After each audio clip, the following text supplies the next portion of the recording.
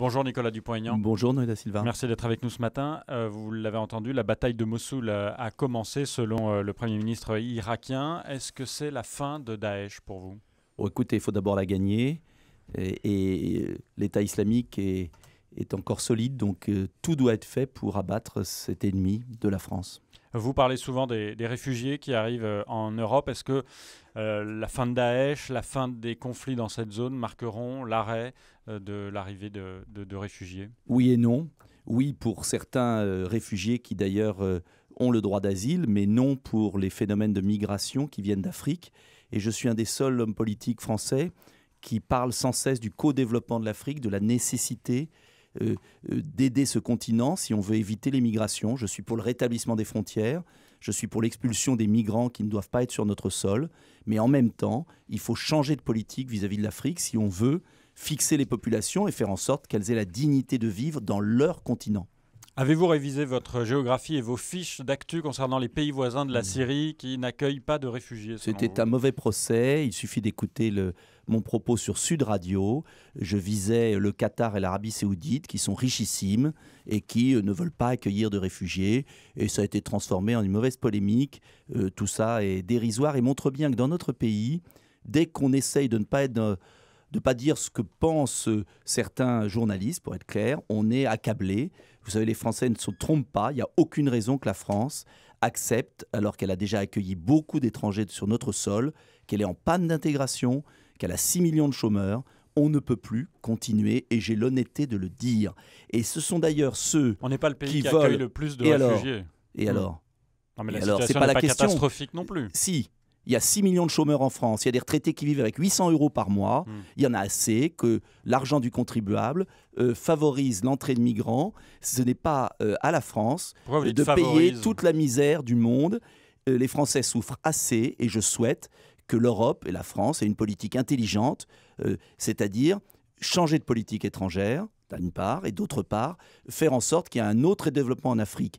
Vous savez, la fausse bonne générosité qui consiste à dire entrer sur notre sol et après voir les gens se dresser les uns contre les autres, je ne pense pas que ce soit souhaitable. Et je voudrais un peu de bon sens. Mais dès qu'on a un peu de bon sens dans notre vie politique... Est-ce que les politiques ne mettent pas un peu d'huile sur le feu justement pour monter les populations les unes contre les autres? Ce sont ceux qui acceptent n'importe quoi, qui mettent de l'huile sur le feu. Ce sont ces gouvernements irresponsables. Moi, je suis désolé, j'estime que l'argent des Français doit aller à nos compatriotes qui souffrent, et d'ailleurs aux étrangers en situation régulière. Non plus. Non, aux situations régulières qui méritent d'être accueillis correctement, mais le désordre, le laxisme, le fait que 90% des demandeurs d'asile ne soient pas expulsés quand leur demande d'asile est refusée. Il n'y a pas un pays au monde qui est aussi laxiste, il n'y a pas un pays au monde qui fonctionne dans le désordre comme la France. Vous allez un peu fort là quand même. Non, je ne vais pas fort. Vous connaissez un pays au monde qui finance les étrangers en situation irrégulière? Qui finance? Mais qu'est-ce que vous appelez financer? Médecine gratuite, il n'y a pas un pays au monde qui fonctionne comme ça. Il n'y a pas un pays au monde qui donne autant d'argent à des étrangers en situation irrégulière, qui ont violé ses lois républicaines. Il n'y a pas un pays qui n'expulse pas les étrangers délinquants. La France accueille, étudie les cas et ensuite expulse. Qui n'expulse pas, non. Depuis M. Sarkozy d'ailleurs, ce qui est un comble. Donc il faut arrêter cette espèce de culpabilité permanente. J'estime que la loi République c'est le respect des lois. Et je ne vois pas pourquoi les Français devraient respecter les lois et les étrangers pourraient ne pas les respecter. Ça suffit. Nicolas Dupont-Aignan, vous avez parlé de Français montés les uns contre les autres. Hier, il y avait la manif pour tous dans les rues de Paris. Est-ce que vous y étiez? Je suis passé saluer certains amis qui y étaient. J'estime qu'aujourd'hui, et j'ai toujours été favorable à l'union des couples homosexuels parce que c'était une revendication légitime. Le mariage. En revanche, je suis hostile à la GPA, à la PMA, à la filiation. Là aussi, je trouve qu'il est complètement délirant que des gens choisissent sur catalogue des enfants qui sont fabriqués par le ventre des femmes en Inde. Ces enfants sont arrachés à ces femmes et le gouvernement et notamment l'Union européenne nous impose de régulariser ces situations. Je trouve que là aussi, oui à l'union, non à la filiation et à la GPA. Vous dites à l'union, pas au mariage? Au mariage, union, c'est la même chose.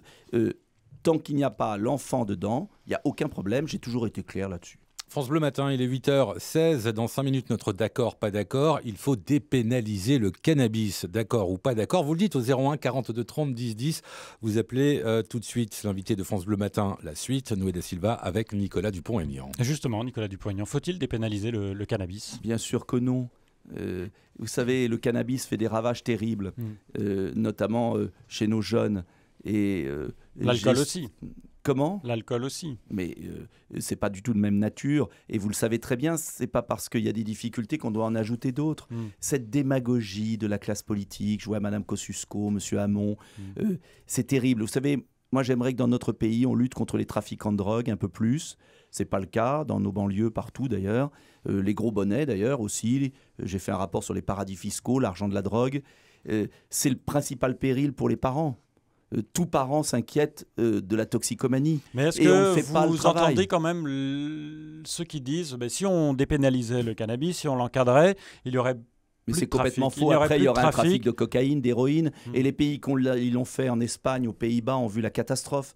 Donc, il y a un moment, il faut arrêter. Mais vous savez, c'est la démission, l'esprit de collaboration, la démission générale. Et moi, je suis candidat à l'élection présidentielle dans mon pays, que j'aime, parce que j'en ai assez de la lâcheté de beaucoup d'hommes politiques. Aujourd'hui, ouvre la salle de consommation de drogue à moindre risque à l'hôpital Lariboisière. Vous êtes contre là aussi? Oui, j'y suis hostile. Mais c'est la même démission. Mais pourquoi? Parce que c'est une démission. On organise la toxicomanie. Je ne vois pas l'intérêt. C'est une démission générale. Mais si vous regardez par rapport aux autres pays où il y a les salles de consommation, il y a une chute du nombre de morts par overdose. C'est ce qu'on nous explique à longueur de journée. Je suis hostile. Je maintiens. Qu'on fasse un référendum et on verra le résultat. Vous savez, le problème de la France aujourd'hui, vous préférez les voir mourir dans les coins, dans les rues de Paris.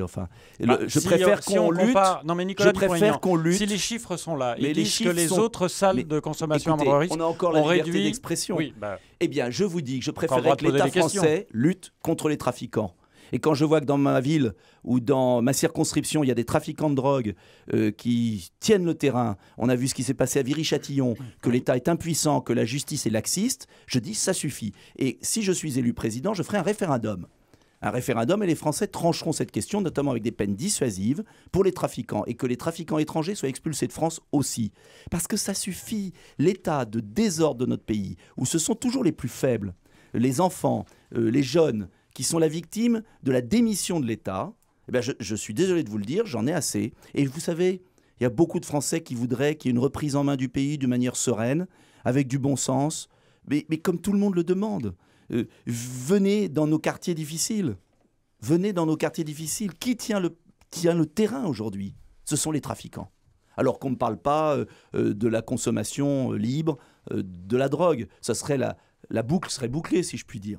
Merci Nicolas Dupont-Aignan d'être venu ce matin sur... Il y a un autre point que j'aurais aimé aborder, c'est Madame Hidalgo et les voies sur berge qui sont en train de créer de la pollution à Paris, de foutre en l'air toute la circulation. J'étais pas hostile à la fermeture des voies sur berge le week-end, mais en semaine, en plein hiver, qui va se promener sur les berges? Qu'on arrête cette politique folle et que les automobilistes se révoltent un peu. Le message est passé, Nicolas Dupont-Aignan, ce matin sur France Bleu. On peut vous revoir en vidéo sur francebleu.fr. Je rappelle, vous êtes candidat à l'élection présidentielle. Merci d'être venu. Bonne journée. Merci de votre invitation.